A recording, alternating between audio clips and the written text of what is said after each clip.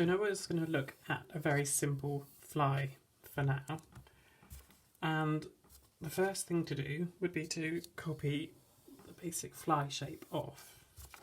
And that is this piece here. And that is known as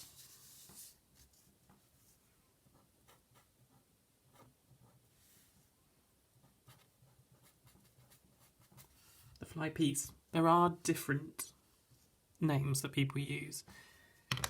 And for the fly piece, the grain line runs down the side there. For this,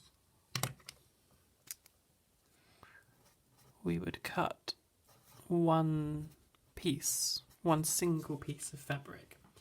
So this is the bit that sits under the trouser leg, that folds back. So we would normally need seam allowance along this edge. We wouldn't need seam allowance along this edge, but we would be considering either overlocking or binding it. So you might need to add a bit extra on, especially if the overlocker takes off some length.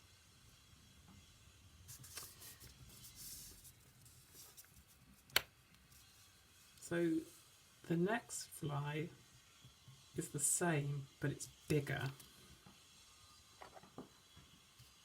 And it's bigger by 1 centimetre at the bottom.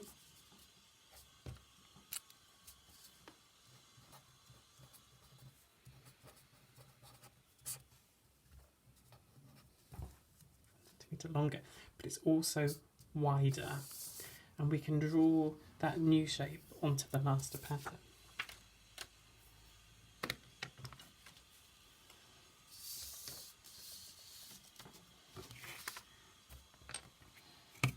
So in real scale, it's normally about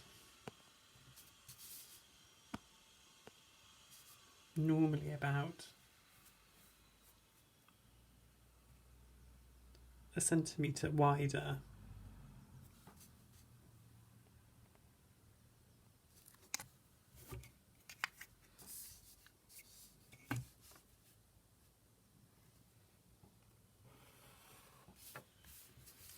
So that's not to scale, but it's also about 1 centimetre longer, or just down to where the notch is. And when we get to this area here, we're not going to bring it around perfectly. We are going to bring it in more of an angle.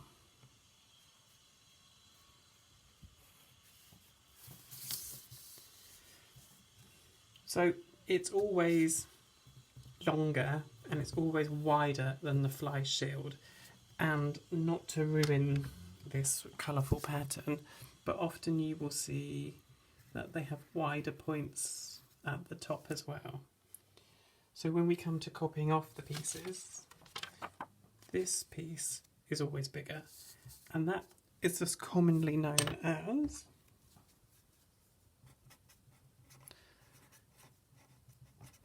the fly guard or the fly shield.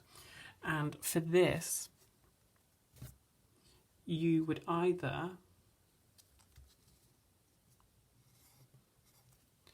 cut it on the fold, or you would cut two pieces. Now this piece here would be cut in self, the main fabric of the trouser. Now this, if you have two pattern pieces for it, two fabric pieces, one piece is commonly cut in self and the other is commonly cut in pocketing. It depends on market level, finish and style, but by having a pocketing layer you reduce the amount of bulk. With that in mind, you would normally have seam allowance around all edges. Now if you go and look at a pair of trousers at home, not a pair of denim trousers, if you look at this area, you'll realise why this piece is bigger. If you turn the garment inside out or look at it, you'll find that there's a lot of mess. And that's why the fly guard is longer. so that we can hide a lot of mess. Some pattern pieces will even have a longer bit that goes all the way down like that. So that's the fly and that's the pocket. And so if we review our main pattern piece, this is now the front trouser leg. And what you will notice is that where we have the pocket mouth, we no longer have the hip on the trouser, and that's a common mistake to forget to cut that off. So when we look at the main pieces, if we look at the bottom back, which is bigger, it has the hip on it. And then that's why we need a facing piece to maintain the illusion that it's all joined together and tidy.